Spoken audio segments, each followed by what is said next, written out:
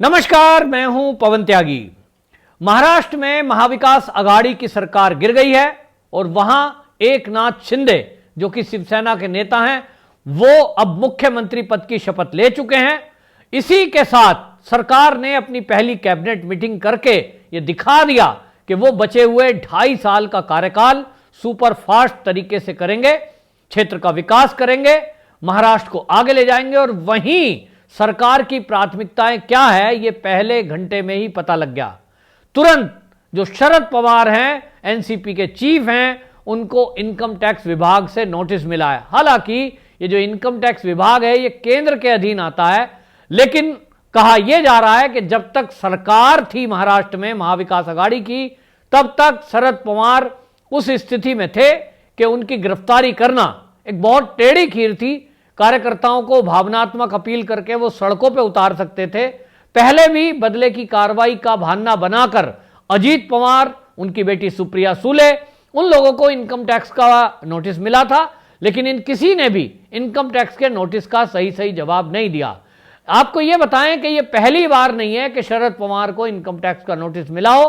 सन 2009, फिर सन 2014 और सन 2020 इनको 3 बार इनकम टैक्स विभाग नोटिस भेज चुका है कि आपने जो चुनाव में अपना हलफनामा दिया था, उसमें जो जानकारी दी थी, आपने जो आमदनी अपनी बताई है, जो आपने अपनी प्रॉपर्टी बताई है, इसकी आय का स्रोत क्या है। और इसको लेकर अजीत पवार, सुप्रिया सुले और शरद पवार, इन तीनों का बयान यह था कि यह बदले की कार्रवाई से है और हम किसी भी नोटिस का जवाब नहीं देंगे। यह नोटिस इस तरह का, आपको बताएं कि आज के 2.5 साल पहले जब महाराष्ट्र का चुनाव हुआ था, उस समय उद्धव ठाकरे और आदित्य ठाकरे ने भी चुनावी हलफनामे में अपनी प्रॉपर्टी की जो जानकारी दी थी, उसको लेकर भी इनकम टैक्स विभाग जानना चाहता था कि आप लोगों के पास इतनी प्रॉपर्टी कहां से आई, आपकी आय का स्रोत क्या है। उनको भी नोटिस दिया गया था, लेकिन जवाब उन्होंने भी नहीं दिया है।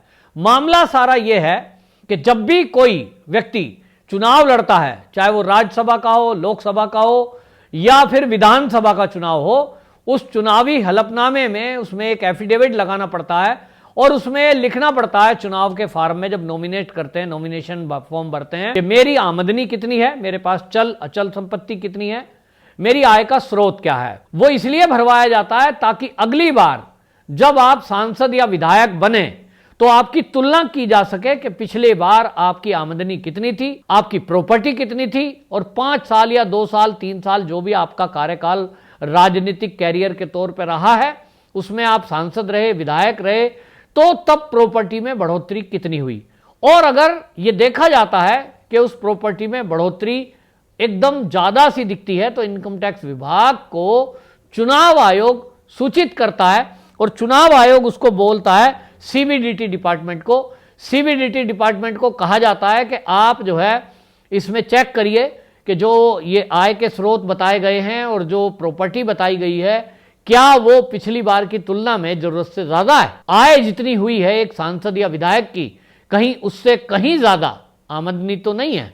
और अगर सीबीडीटी डिपार्टमेंट इस बात को देखता है कि जो भी ये जनप्रतिनिधि हैं, इनकी आमदनी कई गुना बढ़ी है या बढ़ोतरी उतनी है कि वो एक सांसद और विधायक की 5 साल के कार्यकाल में नहीं हो सकती थी, जो फंड वगैरह मिलते हैं, तब उसमें इनकम टैक्स डिपार्टमेंट को वो ट्रांसफर कर दी जाती है। और वो जब ट्रांसफर हो जाता है केस, तो इनकम टैक्स डिपार्टमेंट उसमें नोटिस देकर पूछता है नेताओं से कि आप जनप्रतिनिधि थे, आपके पिछले एफिडेविट में जो जानकारी थी और अब में जो है, इस डिफरेंस में आपने इस बिटवीन कहां से ये आमदनी की है, कहां से आपके पास ये आय आई, इसके बारे में आप डिटेल दीजिए।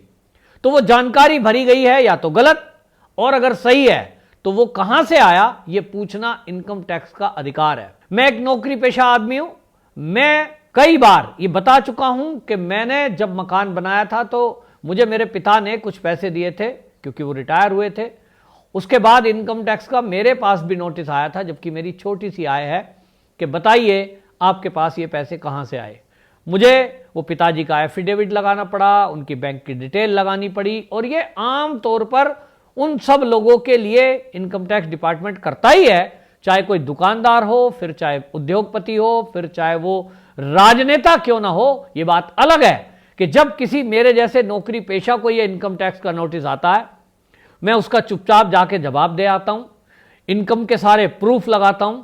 कई बार कई चक्कर काटने पड़ते हैं ऑफिसों के, मुझे भी 4-5 चक्कर लगाने पड़े थे, तब जाके वो केस क्लोज हुआ था। अगर दुकानदार या उद्योगपति कोई हो तो उसको भी परेशानी का कारण बन जाता है, टेंशन हो जाती है और कई चक्कर दफ्तरों के लगाने पड़ते हैं।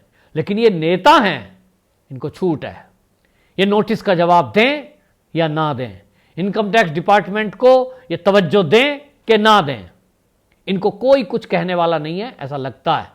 क्योंकि हमने नहीं सुना कि इनकम टैक्स विभाग के नोटिस गए और उसके बाद उन्होंने जवाब नहीं दिया तो उनको जेल हो गई। ये बात अलग है कि आजकल ईडी बड़ी एक्टिव है और ईडी जो कार्रवाई कर रही है उसमें महाराष्ट्र के भी महाविकास अघाड़ी के 2 मंत्री तो अभी तक जेल के अंदर बंद हैं। लेकिन इनकम टैक्स विभाग के नोटिस को शरद पवार ने किस तरह से मखौल बनाते हुए उसका मजाक बनाया और यह कह दिया, हां मैंने सुना है एक लव लेटर मेरे पास फिर से आया है। यह लव लेटर कहा उन्होंने क्योंकि उनको पता है शायद कि इस देश में जो एक राजनीतिक दल का कुछ कद रखते हैं, नेता हैं, उनका तो शायद कुछ इनकम टैक्स बिगाड़ ही नहीं पाएगा और उनके लिए सीबीआई हो या ईडी हो या इनकम टैक्स विभाग, वो उनके लिए मजाक है। और इसी तरह से शरद पवार ने इनकम टैक्स के नोटिस का मजाक बनाया है। सवाल यह है कि क्या इस देश में कुछ नेताओं के हौसले इतने बढ़ गए हैं कि उनको संवैधानिक संस्थाओं के बारे में कोई इस तरह का खौफ नहीं है, उनको लगता नहीं है कि कोई उनको जेल में भी डाल सकता है। और आपको बता दूं कि इस मामले में जो उनके भतीजे अजीत पवार हैं, उनके और उनकी बहनों के कई ठिकानों पर ईडी की पिछले दिनों रेड हुई थी और उसमें घोटाला पाया गया था चीनी मिल से जुड़ा हुआ। जोगेश्वरी चीनी मिल था, उस शुगर मिल से महाराष्ट्र स्टेट कोऑपरेटिव बैंक, उसका घोटाला, उससे लिंक पाए गए अजीत पवार के। और यह भी पाया गया कि उनके परिवार के लोगों को उन्होंने उस कोऑपरेटिव बैंक में मेंबर बना रखा था, एग्जीक्यूटिव बॉडी का, और पैसे के लेन देन में भारी घोटाला हुआ। ईडी ने उस समय 65.75 करोड़ की संपत्ति उनकी कुर्क की थी अजीत पवार की। लेकिन नेता हैं कि इनको कोई फर्क नहीं पड़ता। यहां आपको यह भी बता दूं कि इनकम टैक्स डिपार्टमेंट ने यह शरद पवार को अकेले नोटिस नहीं दिया है, कई नेताओं को नोटिस दिया और उसमें शरद पवार के अलावा जो महाविकास अघाड़ी के मुख्यमंत्री थे तीनों दल के मिलकर, उद्धव ठाकरे जी, इनको भी नोटिस मिल चुका है और उसके अलावा आदित्य ठाकरे को भी नोटिस मिल चुका है। लेकिन उस समय भी शरद पवार ने बयानबाजी की थी और यह कहा था कि यह नोटिस जो इनकम टैक्स डिपार्टमेंट दे रहा है, ये केंद्र के कहने पर दे रहा है, इनकी सरकार नहीं बन पाई तो ये खींच के कारण कर रहे हैं और ये मुद्दों को दबाना चाहते हैं।